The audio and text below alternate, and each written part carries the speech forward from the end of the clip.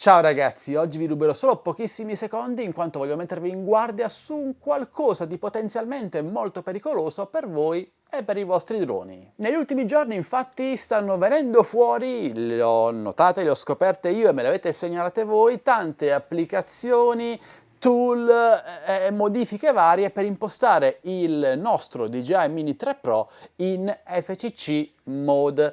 Vi ricordo che i droni DJI in Europa funzionano in CE mode con una potenza di segnale ridotta e se volessimo impostarli a piena potenza in FCC mode bisogna agire con applicazioni di terze parti, modificare il sistema operativo dei nostri droni, il tutto in maniera illegale e ovviamente non sicura per i nostri droni in quanto si vanno ad installare applicazioni non certificate dalla DJI. Comunque, se DJI in passato ci permetteva con qualche piccolo accorgimento di volare in FCC mode, sempre in modo illegale ma comunque senza rischiare nulla, beh, ora DJI sta iniziando a restringere, rendere più difficile la vita a chi volesse farlo, rendendo l'FCC mode incompatibile con i nuovi aggiornamenti dei suoi droni e così via, insomma. Questo perché DJI ovviamente vuole evitare qualsiasi tipo di problema legale. E quando si verificano queste situazioni, ecco che saltano fuori i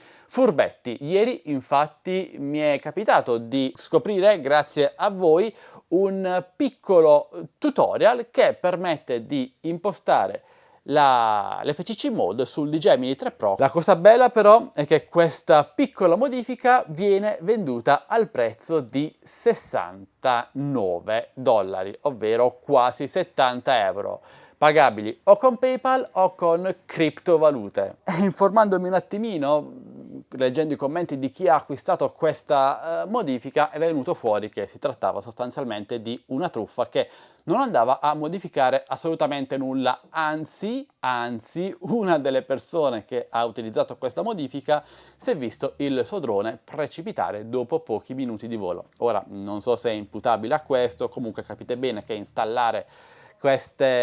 effettuare queste modifiche sui propri droni comporta dei rischi importanti anche per la sicurezza in volo. Cosa voglio dirvi con questo, ragazzi? Beh, cercate di evitare truffe, non fatevi fregare e cercate di confrontarvi sempre con altri utenti, altri dronisti prima di installare una qualsiasi modifica. Io per questo motivo vi invito ad entrare nel mio gruppo Facebook ufficiale Droni e Tecnologia Italia, il più grande gruppo italiano dedicato al mondo dei droni. Trovate il link qui sotto in descrizione video. Vi invito anche, se volete, a commentare questo video scambiandoci opinioni. Voi volate in CE mode o FCC? In caso vogliate in FCC, quale applicazione, quali modifiche utilizzate? Beh, parliamone insieme. Inoltre vi ricordo che vi segnalo giornalmente le migliori offerte su droni DJI, accessori e molto altro nel mio canale Telegram ufficiale Tech Best Deals, linkato anch'esso qui sotto in descrizione video.